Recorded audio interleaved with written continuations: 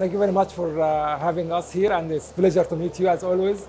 Actually, this year is a very special year for us because we have doubled the space of Huawei at GITEX this year. Yes, I understand that some people are maybe concerned about the COVID situation and the global economic situation, but we see the opportunity there as well. We know and we believe that we have the technology for today and for the future, and hence we are making the investment in GITEX because we believe it's a very good opportunity and very good exposure to showcase what we have as a technology for today and for the future. Basically, our focus is on bringing value together to our partners and customers. So in the last few years, we have been talking about the 5G, talking about AI, talking about big data and cloud.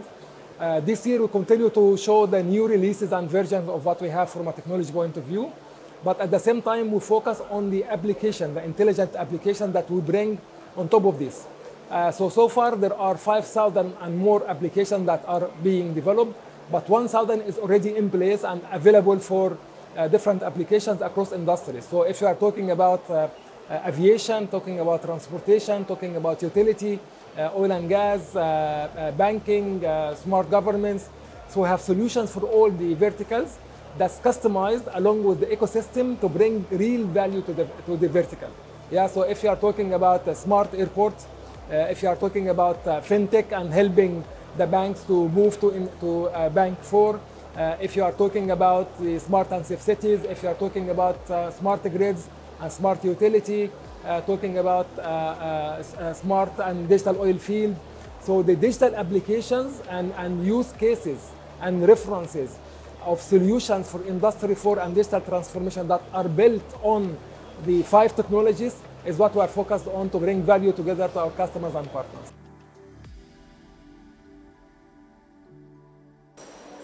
We have got the experience and learning from the COVID situation, the pandemic situation. We all have got a lesson because not everyone and not every country was ready for that. We all got by surprise.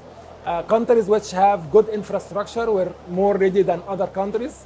Maybe that they didn't have the right infrastructure or were not planning for something like that to happen. So we got the lesson and we learned that all of us need to be ready for working from home, learning from home, and maybe doing a telemedicine as well from home. So education is a very important part because, of course, all the kids or most of the kids today in most of the countries don't go to school and they prefer to do a kind of e-learning. And honestly, we also see it as the future, regardless of the pandemic situation, that maybe push things a little bit to the future or speed up things. But reality is e-learning and remote learning, distance learning is the future. This is the reality. So talking about that, it's not only about the infrastructure, but also about the intelligence you bring into it, right? So of course, we'll provide the devices, we'll provide the connectivity for the education solutions. Talking about 5G, you have so many classrooms because, again, you have a limitation on the number of classrooms and number of students and how much video streaming you can have, how much applications you can have for virtual reality and augmented reality. With the 4th generation and 3rd generation of the telecommunications, you cannot really have that, right? The number of devices you can connect, you have a limitation on that. So with 5G, we overcome all these challenges and we put the right solution for connectivity and to have the maximum number of students and parallel classrooms going together at the same time. But this may sound, okay, that's good, and that's maybe happening. What is new on top of that is actually the AI part. So what we do is we have a set of applications sitting on the Huawei cloud, and all the students and teachers can benefit from that in different aspects. So in a sense, if a student is attending a classroom and he's busy playing with his phone, then the system first will recognize that using AI, that he's not actually focused on the class and he's using his phone or maybe playing games, right? Or maybe someone else started to sleep or playing with something, right? Or maybe not sitting properly and that's not healthy for him. So we train the system on what we expect the system to spot for us and communicate to the right people. It could be to the parents, or it could be to the teacher, it could be to the administrator, to take the right actions and not necessarily to be escalated. It could be that sending a signal to the student himself, please wake up or focus on the class, right?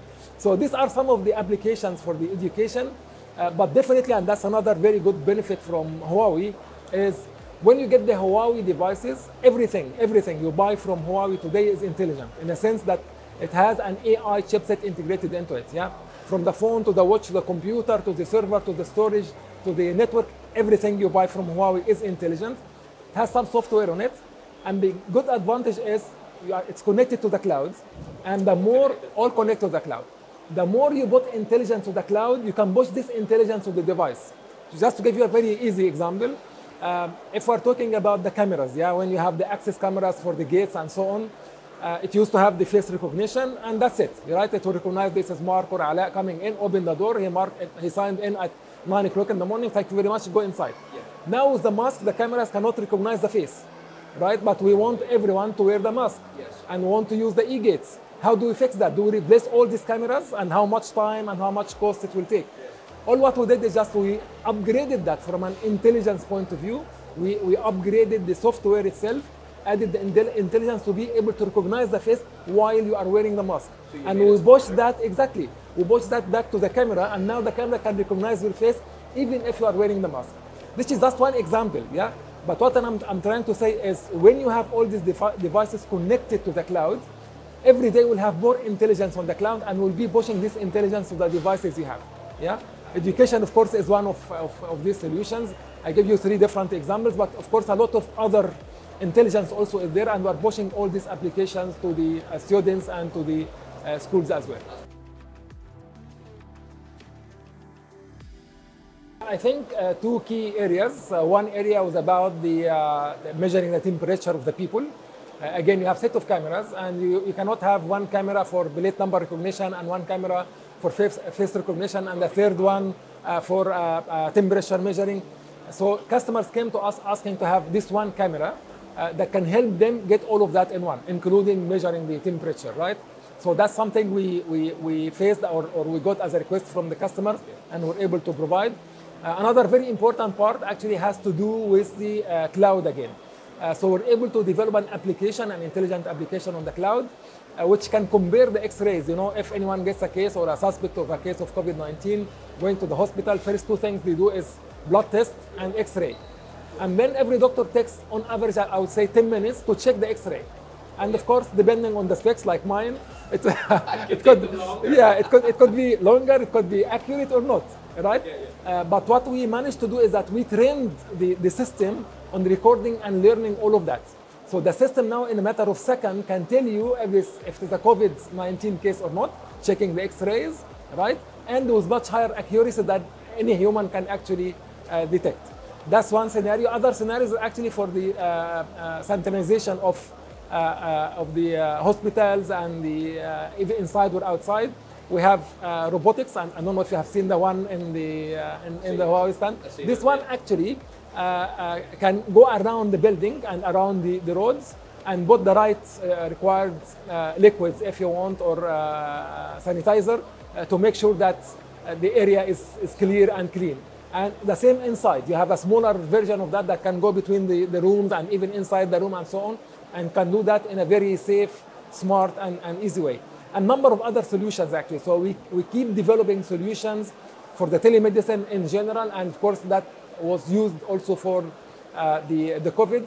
That actually was implemented in a number of countries in the Middle East. I cannot mention the country names, but it is implemented for sure in China and implemented in a number of countries here. The point is, on our cloud, we have what's called the Atlas 9000. This is the biggest AI training cluster in the world. And we have it on the cloud, and we keep training this cluster. It's very high performance. And then we keep pushing this training and this intelligence into the devices that our users are using.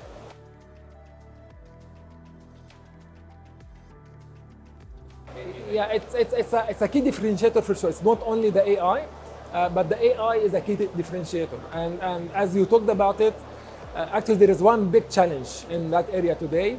It is the gap between the AI developers or software developers, if you want, and the industries. In a sense, you know the media industry very well. I know the ICT industry very well, but I don't know programming. You don't know programming. We don't know how to write a code or an algorithm for AI. Yeah. So how do we bridge this gap? Actually, what we did is we created a number of templates, suites, workflows, and we put it in a platform on our cloud called Model Art. model art. And this model art, the developers can go, they don't need to know the industry, or actually now the system will know what are the industry requirements. He will just go write his code and do the development, and that will give the intelligence of the industry back. So that's a bridge between the industry and the developers. But as I said, this is one of the key industries or key components for sure. But if we look at the building blocks of this industry for digital transformation, the first foundation of it is the intelligent interaction. Which are the devices? It's like your camera, it's like my phone, and every device maybe we have here. And of course, every device have a different interface and different operating system. You could be using Apple, I'm using Huawei. Someone else wants to connect his car. A third one wants to connect a smart display. Many devices, millions of devices coming from different vendors, different operating system, different interfaces. How do you get all of that connected together in a form of an IoT to have this interaction, intelligent interaction? We created something called IEF. This is the Intelligent Fabric. And it talks to all these different languages and devices and convert it into a Harmony operating system. Can connect you then to the cloud, so you can collect the data, send it to the cloud. On the cloud, you generate the intelligence, and then you push it back to these intelligent interaction devices. Yeah. The intelligent fabric. This is the intelligent fabric will bridge this gap if you want. Yeah. But this is the first layer. The second layer is the intelligent connectivity, because again, if you want to connect millions of devices today in an area like that, so in 1 square meter, maybe 100,000 devices at best, 50 to 100,000 devices. With 5G, you can connect up to 1 million devices, right? And on top, of course, if you are doing a video streaming, before again talking about the broadcasting business, you need to have a very big car and maybe 100 people inside and so much machines and so on to do proper broadcasting, and that's costing you maybe millions of dollars as a setup. Today, you are just carrying the machine and you are taking your video streaming and sending on real time because of the 5G. Yeah. But you cannot imagine if the system will go down for 1 second or 2 seconds. Yeah, this will immediately impact your business. So you are deterministic about the availability of the network. Yeah, so this is very important part. Second, gigabit everywhere. Again, following the same example, you need to have very high bandwidth. Yeah, if Max is recording for us and doing live streaming, it requires so much bandwidth. Maybe you have 100 cameras around us, maybe with 100 other vendors doing the same thing, right? So you need to have gigabit everywhere to be able to transfer all this big amount of data. Third is hybrid automation, in the sense that today there is AI, there is machine learning, there is virtual reality, augmented reality. Everyone in the industry wants to benefit from this. This is the hybrid automation I want to have. Yes. And all this requires intelligent connectivity with special requirements, if you want, or characteristics, bandwidth, latency, and so on, to be able to fulfill these requirements or meet these requirements. Then the third layer is what we call the intelligent hub, and you have in there the cloud in the core. Yeah, and cloud. I think the key point here is, again, talking about your industry or any other industry, you have your home developed application maybe, right? And you have some legacy applications, and you have some very nice applications on Amazon, and another very good application on Google, and the best one on Huawei. I want to get all of that, right? I want to connect all of that in a seamless way. It cannot that I stop this one and I go to another one and I switch off this camera and I open another system. It doesn't work this way. You want to have all of that in one. So this is the hybrid cloud concept. And again, we have a platform called Roma on our cloud that can get all of that together in a seamless way for you to deal with one system, right? And then on top comes the intelligent application that we talked about, like the one for education, airport, and others. Yeah. But these are the building blocks. Absolutely.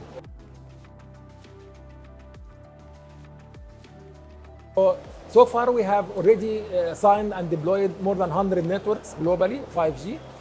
Almost every single country in the Gulf already have 5G. Of course, you do have 5G. And I think that will continue because 5G is not only about the consumer business.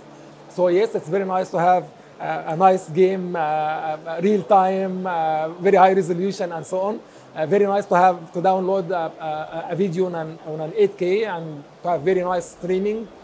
But that's good. But it is not necessarily enough. That's not the only purpose of 5G or the only benefits we can get from 5G. I would say this is maybe 15 to 20%. But 75%, maybe to 80% is on the industrial side and the different applications.